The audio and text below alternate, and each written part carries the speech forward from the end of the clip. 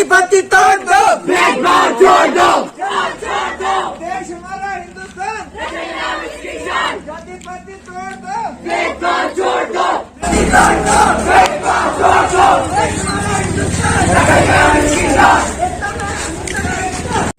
भेदभाव कर रहे हैं।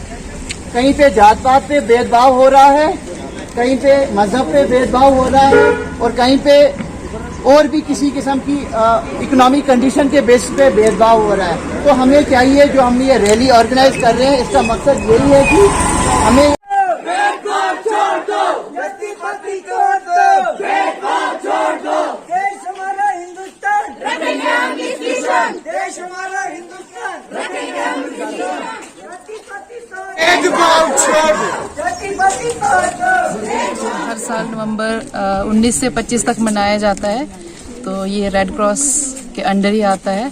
तो ये हम इसको सेलिब्रेट कर रहे हैं। इसमें Jain Bhatt sir, professor upma Kumari and Purnima ma'am जो है, इनने हमारी बहुत हेल्प की इसमें।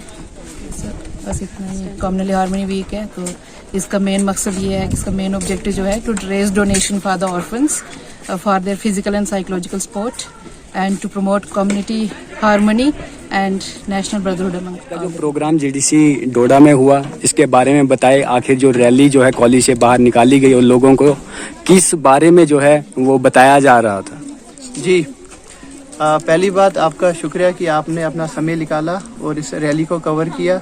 देखिए, जैसे कि आपको पता है कि राष्ट्र आज अपना एक वीक लॉन्ग सेलिब्रेशन कर रहा है, जिसका थीम ये है communal harmony and national integration, जिसके तहत जो कि 19 को शुरू हुआ था और उसका कंक्लूजन जो है 25 को होगा।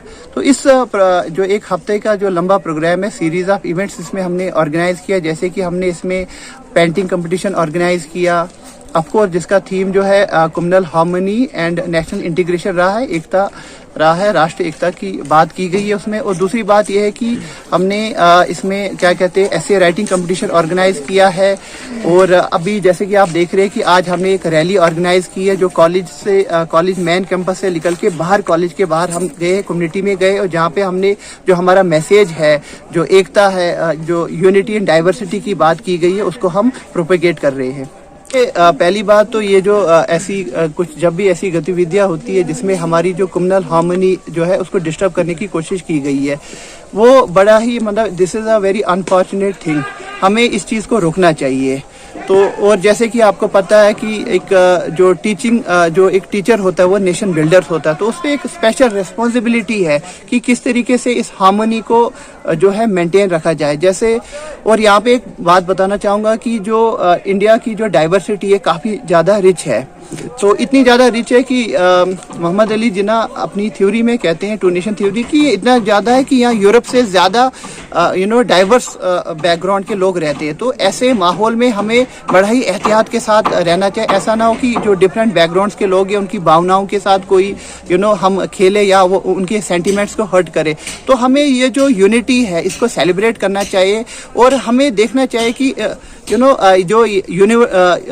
डाइवर्सिटी यहाँ पे है, India is not an exception. दूसरी कंट्रीज भी है, जैसे यूएस की बात करें तो यूएस एक आपके सामने एक मिसाल है कि किस तरीके से डाइवर्सिटी को सेलिब्रेट करना चाहिए, किस तरीके से डाइवर्सिटी को प्रॉपरली चैनलाइज करके कंट्री को हम प्रोग्रेस की पाथ पे ले सकते हैं। तो हमें कोशिश करना कि ऐसी टेंडेंसीज को जो है अवॉइड करनी, और ऐसे जो लोग हैं उनको चाहिए हम we should go to them and we should try to make them understand the danger which this communal disturbance can pose to the nation as a whole.